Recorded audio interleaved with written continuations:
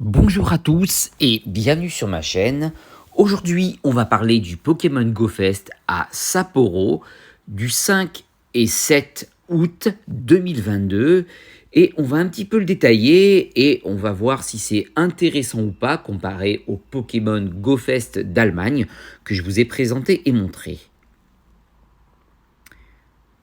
On va aller ici et on va regarder que ça commence donc du 5 août, le vendredi, et au 7, dimanche, à Sapporo, à Nakajima, au parc Sapporo City. Les billets sont en vente, bien entendu, environ 22 €. Et bien sûr, il va falloir mettre la main à la poche si vous voulez, on va dire, si vous voulez les options en plus, comme dans celui d'Allemagne. À la différence, Sapporo, il n'y aura pas d'heure anticipée, mais il y aura deux horaires distincts que je vais vous parler juste après. L'événement donc cette année est dans un parc et vous pourrez profiter de certains éléments de gameplay de n'importe où à Sapporo.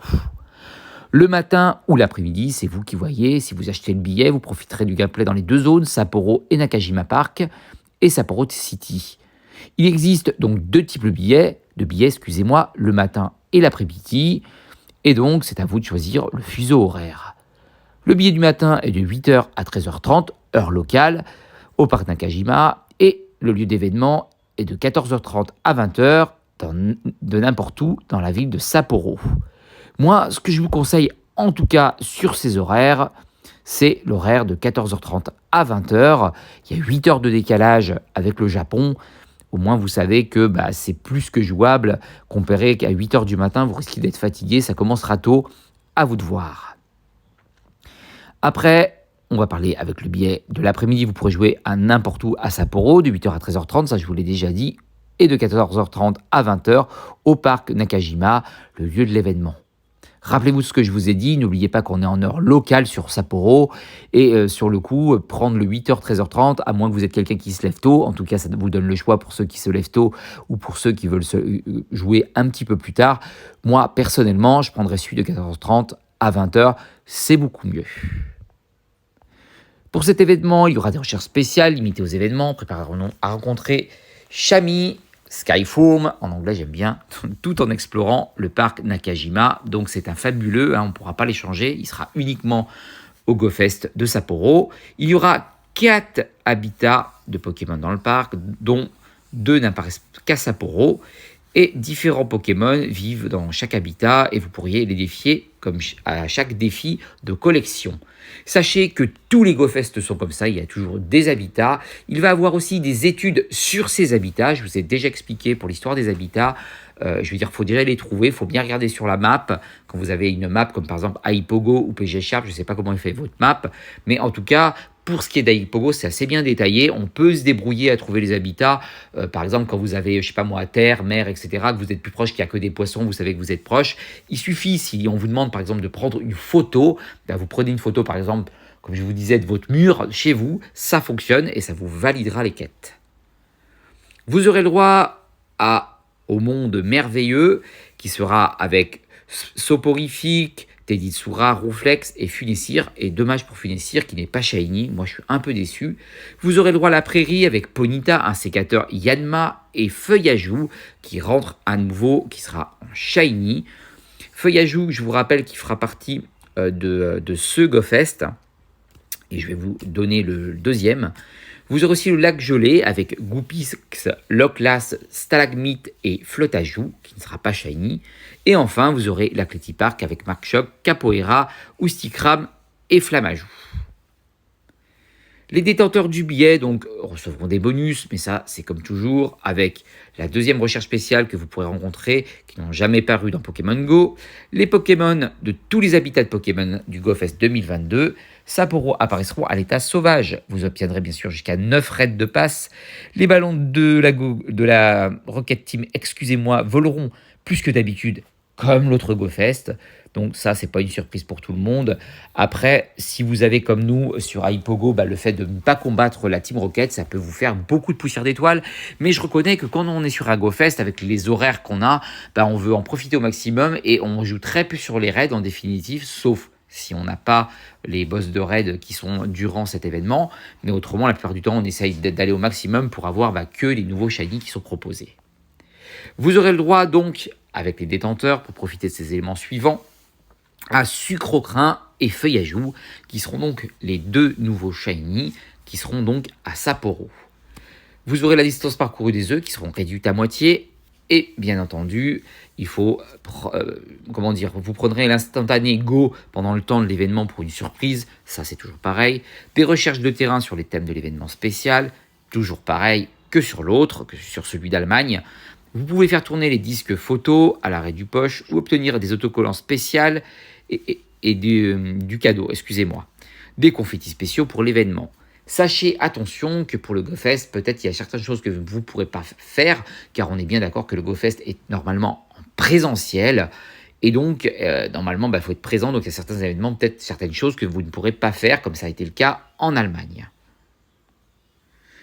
Vous aurez les 2 options comme d'habitude, à peu près 10 €, que ce soit l'option de raid, comme pour le GoFest d'Allemagne, et enfin pour ce qui est des œufs qui écloront, plus vite, on va dire, en définitif, avec des XP gagnés par rapport aux œufs. C'est exactement les mêmes options que propose le GoFest en Allemagne. Ça, c'est la même chose. Mais on va se focaliser là-dessus, sur sa dernière note, et regardez, Flammajou sera shiny, Feuillajou sera shiny, et on aura en haut donc Sucrocrin qui sera shiny. Quand on regarde ça, on peut penser quand même de se dire que si on prend le GoFest d'Allemagne, en fait, est-ce que ça vaut vraiment le coup? Alors que sur le GoFest d'Allemagne, vous n'avez que Flammajou, alors que là, on vous donne et Feuillajou, et Flammajou, et Sucrocrin. Moi, personnellement, je vous le dis, j'attends le GoFest de Seattle, qui n'a pas été encore annoncé par Niantic, pour me donner une idée de ce que je vais faire. Mais c'est vrai que j'ai été très surpris, et merci Patty, qui fait partie du groupe Légi et Fly, aujourd'hui pratiquement 4000 membres, bravo à toi. Et sur le coup, on en avait discuté, elle m'avait montré, elle m'a dit, regarde, il y a quand même Flammajou, Feuillajou à Sapporo, qu'il n'y aura pas en Allemagne, il n'y en aura qu'un seul. Donc vous avez l'impression un peu qu'on se fait un petit peu blouser. Là, il y a 2 nouveaux shiny, alors que du côté d'Allemagne, il y en a 2, mais il n'y a pas il n'y a pas Feuillajou, donc là ça en fait 3 de plus. Donc j'attends encore Seattle pour voir si ils vont rajouter le dernier qui manque. On va voir, pour l'instant il n'y a rien qui a été annoncé. Je vous ferai bien sûr sur ce GoFest là. Qu'est-ce que je pense du GoFest de Sapporo? Je trouve qu'il est plus intéressant que celui d'Allemagne, bien entendu, par rapport à ce qu'il propose. Et aussi, je vais même rajouter que par rapport à ces 2 horaires, celui qui va commencer à 14h30 à 20h, si vous comptez plus 8 heures, on est déjà plus dans les cordes de pouvoir y jouer. Ça va se finir peut-être un petit peu tard, mais beaucoup moins tard que se lever à 3h du matin et finir à midi en étant complètement fatigué. Donc je le trouve vachement intéressant. Mais donc on est bien d'accord, ça reste un univers local, comme ça a été le cas du Safari Zone, et ça se passe donc sur un seul endroit. Ça coûte une certaine somme d'argent.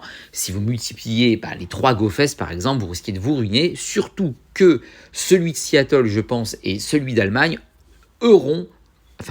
celui d'Allemagne l'a déjà pour les horaires anticipés. Celui de Seattle aura aussi les horaires anticipés. Donc si vous vous retrouvez, vous comptez 32 €, plus encore 32 €, plus encore Sapporo, où vous allez mettre 21 ou 26 €, peu importe. Sur le coup, regardez cette somme. Plus si vous ajoutez les options des 10 € sur chaque GoFest, c'est le billet de 100 qui va y passer. Je crois que ça fait à peu près 150 € qui passerait. Ça fait hyper cher l'événement. Donc, choisissez bien le GoFest que vous voulez faire. Moi, ce que je vous conseille, attendez juste Seattle pour prendre votre décision. N'achetez pas à la va-vite le GoFest d'Allemagne. Surtout que là, je vous dis, Sapporo est bien mieux. Mais Seattle serait top parce que ça va commencer dans les environs, je pense, 18h, voire 20h. Donc imaginez, vous pouvez jouer tranquille le soir. Si vous avez des enfants, ils iront faire dodo et vous pourrez profiter un max de cet événement. Donc voilà, je vous ai un petit peu énuméré ce qu'il y avait. C'est surtout pour Sucrocrin, et Feuillajou qui vont être intéressants. Je vous ai montré celui d'Allemagne aussi. Il y a de nouveau, il y a quand même Tropignon qui est dessus et Flammajou. C'est pour ça que c'est très difficile quand il faut réfléchir parce qu'en fait on a Tropignon d'un côté, on a Feuillajou, Sucrocrin, Flammajou quand même qui est en plus dans ce GoFest. Ah, c'est quand même à réfléchir, hein. Voilà, c'est pour ça que j'hésite. Si Seattle nous mettent le combo, pourquoi pas? Mais je pense que, qu'ils mettront pas un troupignon dans le GoFest. Ils vont faire exprès d'en garder un dans chaque GoFest. Donc à vous de voir, bah, si vous voulez mettre le prix. En tout cas, moi, je suis là pour vous conseiller au mieux. Pour l'instant, pour moi, l'événement le mieux, en tout cas pour ce GoFest, c'est bien sûr celui de Sapporo, qui est énormément avantageux par rapport aux Pokémon proposés. Mais attendons celui de Seattle pour se faire une idée, parce que moi, en tout cas, c'est celui que j'attends pour me décider sur les 3 GoFest. Peut-être j'en prendrai 2 sur 3, je ne sais pas. En tout cas, voilà, ça reste un jeu mobile. Je suis vraiment passionné de Pokémon Go, vous le savez depuis que je fais des vidéos, mais il faut quand même bien réfléchir à ce qu'on veut, disons, investir dedans, surtout que c'est en plein été. Et des fois, on préfère les vacances que jouer à Pokémon Go. C'est un choix.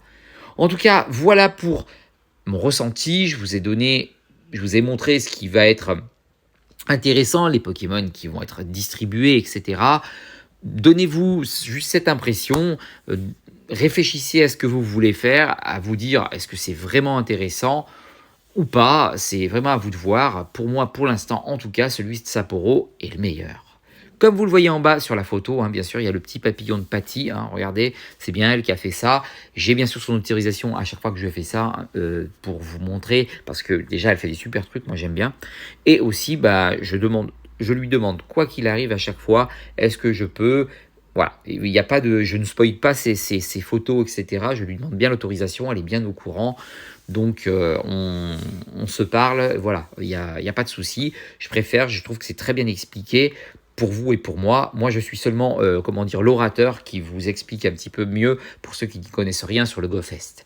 Donc, pour finir, le GoFest, on peut flyer, bien entendu. Il n'y a pas de QR code, bien entendu. Vous arrivez sur l'événement, vous sortez un tout petit peu du parc ou de l'événement où c'est, pour que vous voyez bien votre radar. Et après, vous rentrez. La veille, vous éteignez votre portable, on est bien d'accord, vous le faites repartir à zéro. Vous mettez votre personnage, au niveau de l'entrée où vous devez aller. Et une fois que vous avez traversé l'entrée, ça active le billet sans problème. On l'a fait pour le Safari Zone. Moi, je l'ai fait, ça a marché direct, il n'y a eu aucun problème. Et c'est parti. Maintenant, c'est une question de prix, de réflexion sur ce GoFest. En tout cas, si celui-ci vous plaît, allez-y. Pour ma part, j'attends Seattle. En attendant, je continue à faire des tutos, je continue à vous informer, je continue à vous faire à m'amuser un petit peu sur la console PlayStation 5 parce que j'aime bien sur Twitch. Donc pensez à venir voir ma chaîne. Je veux remercier aussi tous les abonnés, hein, que j'ai en plus qui arrivent. Donc merci aux nouveaux abonnés. Donc pour moi, j'aimerais bien atteindre les 500 abonnés et je vais vous expliquer pourquoi. C'est pas pour battre un record d'abonnés, c'est que si j'arrive à 500 abonnés, je pourrais diffuser sur YouTube par rapport à mon mobile, à mon portable, alors que pour l'instant, je ne peux pas le faire parce qu'il faut au moins 500 abonnés pour pouvoir liver directement avec le mobile. Et je pourrais même vous faire peut-être un GoFest directement sur le portable si je ne peux pas. Alors, c'est pas très glamour, je le reconnais, on ne peut pas trop chatter, etc. Mais au moins, ça vous montrerait un peu comment fonctionne le GoFest, etc. Et bien entendu, comme je l'ai dit la dernière fois, pour finir, excusez-moi, donc je prépare un nouveau setup pour avoir un nouvel ordinateur et tout, parce que mon ordinateur a grillé, et c'est pour ça que je ne fais plus de live de Pokémon Go, mais je vais vous en refaire, vous inquiétez pas. En attendant, après tout ça, je vous fais un très très gros bisou, et je vous dis à la prochaine pour une prochaine vidéo. Ciao, ciao.